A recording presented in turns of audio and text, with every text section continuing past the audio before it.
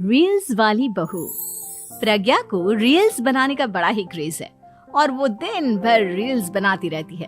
खाते पीते घूमते फिरते घर में कॉलेज में रील्स बनाने के कारण प्रज्ञा पूरे कॉलेज में हाईलाइटेड है।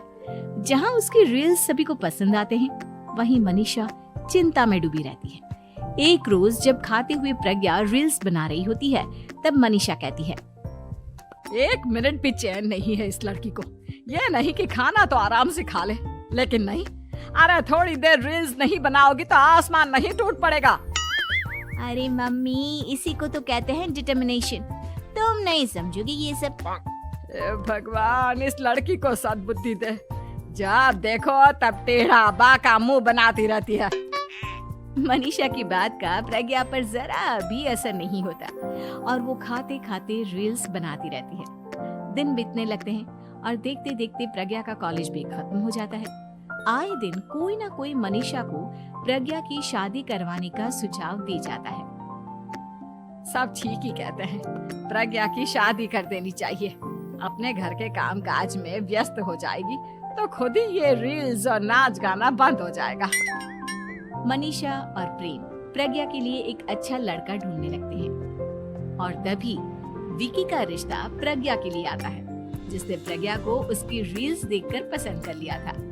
अगले दिन विकी अपने माता पिता के साथ प्रज्ञा के घर पहुंच जाता है और प्रज्ञा साड़ी पहने हाथों में चाय की ट्रे लिए उनके सामने आती है। जब विकी को पसंद है तो हमें भी बहू पसंद है। बहन जी, आप बारात की तैयारी कीजिए। एक बार लड़का लड़की अकेले में बात कर ले तो अच्छा रहेगा। हाँ हाँ, क्यों नहीं। मनीषा विकी को प्रज्ञा के कमरे में भेजती है, जहां प्रज्ञा पहले से ही रील्स बना रही होती है। तभी विकी कहता है, आ गए आपके साजन जी। हमारे साथ ये रील्स कंप्लीट करती तो और भी अच्छा रहता। अच्छा जी, अब आ ही गए हैं तो बना ही लेती हूँ आपके साथ। दोनों मिलकर रील्स बनाते हैं। जब वी मीट और तुरंत पोस्ट भी कर देते हैं। फिर विकी कहता है, जब आप साड़ी में चाय लेकर आई तब मुझे लगा कि कहीं मैं गलत घर में तो नहीं आ गया। अब सही है। दोनों की शादी पक्की हो जाती है और शादी के दिन भी प्रज्ञा रील्स बनाने से चूकती नहीं। यहाँ तक कि बारात के समय भी नाचते हुए रील्स बनाती है।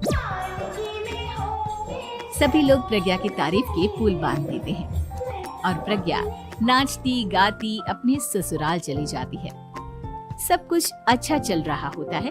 प्रज्ञा यहाँ भी दिन भर हर चीज की रील्स बनाती रहती है। लेकिन कुछ दिनों के बाद जब सुनीता कहती है, बहू, ये रील्स के साथ साथ कुछ काम भी कर लिया करो। वैसे तुझे और क्या क्या बनाना आता है? मम्मी जी, वैसे तो सब कहते हैं कि मैं सब कुछ अच्छा बनाती हूँ, लेकिन मुझे लगता है कि मैं मैगी अच्छा बना लेती हूँ। हाँ, कॉफी भी अच्छा बना लेती हूँ और मुंह तो सबसे अच्छा बना लेती हूँ। हैं? अच्छा अच्छा। सुनीता अपना माथा पकड़ लेती है और कहती है, बहू, कुछ खाना बनाना भी सीख लेती। मम्मी जी, मैं लंबी प्लानिंग कर रही हूँ। जल्दी ही मैं इतनी फेमस हो जाऊंगी कि मुझे पैसे मिलने लगेंगे। हम दोनों सास बहू राज करेंगे, राज। नौकर काम करेंगे और लोगों की तो लाइन लगेगी हमसे मिलने के लिए। तेरा दिमाग खराब हो गया है क्या बहू?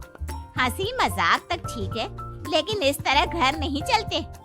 जितना जल्दी हो इस घर के तौर तरीकों को सीख लो। प्रज्ञा मुंह घुमाकर चली जाती है और तुरंत उसी वक्त एक रील बनाती है।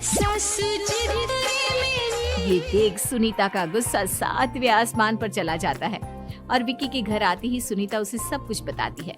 विकी भी अब प्रज्ञा की इन हरकतों से परेशान हो जाता है। तुम टेंशन मत लो मम्मा, मैं देख लूंगा। विकी कमरे में जाता है तो देखता है कि प्रज्ञा रील्स बना रही है। विकी बड़े ही प्यार से प्रज्ञा से कहता है, प्रज्ञा, इन सब के लिए मैं तुम्हें मना नहीं कर रहा हूँ, लेकिन फिर भी हर वक्त तो ये अच्छा नहीं लगता ना। समझने की कोशिश करो, मुझे भी तुम्हारा थोड़ा वक्त चाहिए। मैं जब ऑफिस से आता हूँ तो मुझे समय देने की जगह इसी में लगी रहती है। तुम ज्यादा ही सोच रहे हो। तुम भी मेरे साथ रील्स बनाओ ना, तुम्हें भी बहुत अच्छा लगेगा। तुम्हें इज्जत से कोई बात समझ में नहीं आती क्या? दिमाग खराब हो गया है तुम्हारा इस चकाचौंध से। अगर तुमने अपना रवैया नहीं बदला तो मैं तुमसे दूर चला जाऊंगा। तुम ही रिश्ता लेकर आए थे, मुझे लड़कों की कमी नहीं थी और ना आज है। विकी दरवाजा पटककर चला जाता है। धीरे धीरे विकी प्रज्ञा से दूर होता जाता है। एक रोज मनीषा प्रज्ञा के ससुराल उससे मिलने जाती है। तब सुनीता उससे कहती है, बहन जी, अब आई हैं तो कुछ दिन यहाँ रहकर जाइएगा, आप ही का घर है। हाँ मम्मी, बहुत दिन हो गए तुम्हारे साथ एक भी रील नहीं बनाई मैंने। प्रज्ञा तुरंत अपने फोन में रील्स ऑन कर लेती है।